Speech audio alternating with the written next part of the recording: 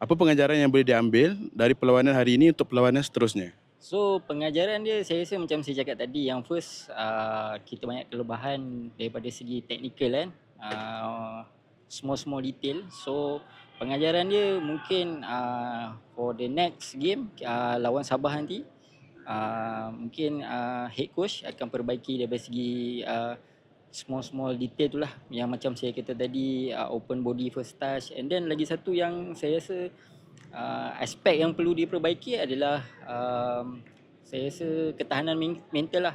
So macam kita tengok game tadi, kita ketinggalan 1-0. So kita pula yang uh,